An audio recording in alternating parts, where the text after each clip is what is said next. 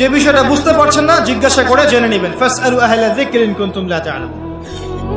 এরপর কোরআনের আদেশ নিষেধগুলো আপনি মেনে চলবেন নিজের পরিবারে এবং নিজের অধীনস্থদের মধ্যে। এরপরে আপনি থেমে যাবেন না। কোরআনের দাওয়াত আপনি যতটুকু জানেন এটা মানুষের কাছে প্রচার করবেন, মাদ্রাসা করবেন, মসজিদ আবাদ করবেন, মক্তব চালু করবেন, কোরআনের একটা রেভলিউশন ক্রিয়েট করবেন। কোরআনের জন্য আপনার জান মাল অর্থ বিলিয়ে দিবেন। ওই একটা ছোট্ট কাজ দেখবেন পরকালে জান্নাতে যাওয়ার ওসিলা হয়ে গেছে ইনশাআল্লাহ। তারপর আপনি সুন্নতকে পাবেন। ওই সুন্নতের উপরে আপনার 24 ঘন্টাকে সাজাবেন। দিন রাত প্রতিটা আমল আপনি সুন্নাহ অনুযায়ী করার চেষ্টা করবেন। এরপরে গিয়ে আপনার দায়িত্ব আরো বাড়বে। এরপর দায়িত্ব চলে আসবে উম্মাহ কেন্দ্রিক। আপনার তাজকিয়া অর্জন করতে হবে, আত্মশুদ্ধি অর্জন করতে হলে সবসময় পরকালের ফিকির করতে হয়, মৌতের স্মরণ করতে হয়, বেশি বেশি কোরআন তেলাওয়াত করতে হয়, এতিমের মাথায় হাত বোলাতে হয়, আপনার সাদাকা বেশি বেশি করতে হয়, মাঝে মাঝে রোজা রাখতে হয়। এগুলো করতে থাকলে আল্লাহর জিকির বেশি বেশি করতে হয়, আল্লাহর ধ্যান করতে হয়, আল্লাহকে ডাকতে হয়, দোয়া করতে হয়, আত্মশুদ্ধি অর্জন হবে। একই সাথে আপনার অন্তর থেকে হিংসা, বিদ্বেষ, এই যে গীবত, রিয়া, অহংকার, সমালোচনা, সংস্কৃতি দূর করতে হবে। মনের মধ্যে অহংকার, হিংসা, বিদ্বেষ থাকলে আল্লাহর নূর পাওয়া যাবে না, তখন তাজকিয়া অর্জন হবে না। আল্লাহর নূর না আসলে আপনি খিজির হতে পারবেন না, যে অনেক দূর পর্যন্ত দেখতে পারে। সূরা কাহফের মধ্যে ঘটনা পাবেন। আর এই শেষ জামানায় টিকতে হলে আপনাকে খিজির হতে হবে, দূর পর্যন্ত দেখতে হবে।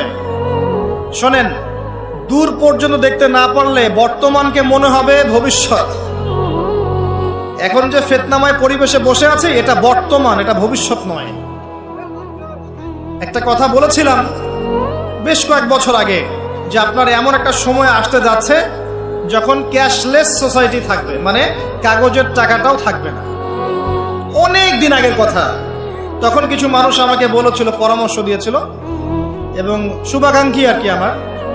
আর দিন দিন আমার শুভাকাঙ্ক্ষী বাড়ছেই আলহামদুলিল্লাহ, যে ভবিষ্যৎ বক্তা, তুমি হচ্ছে ভবিষ্যৎ বক্তা। আমি বলেছিলাম যে আমি যেটা বলেছি এটা ভবিষ্যৎ না, এটা বর্তমান। বর্তমান সম্পর্কে আপনার খবর নাই বলে বর্তমানকে আপনার ভবিষ্যৎ মনে হচ্ছে। এখন যা দেখছেন এগুলো বর্তমান, এগুলো ভবিষ্যৎ না।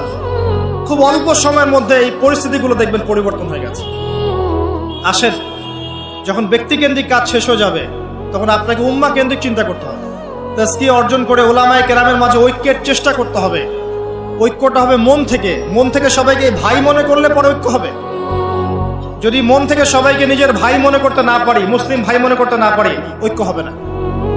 যদি আমি মনে করি আমি জান্নাতের ডিলার, তোমার লিজ লাগলে আসো নিয়ে যাও, ঐক্য কখনো হবে না।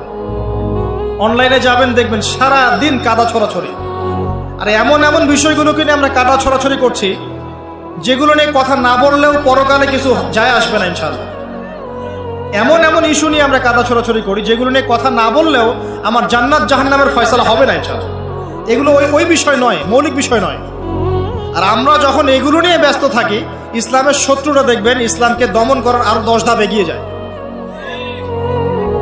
আমরা ইন্টেলেকচুয়াল হতে পারছি না।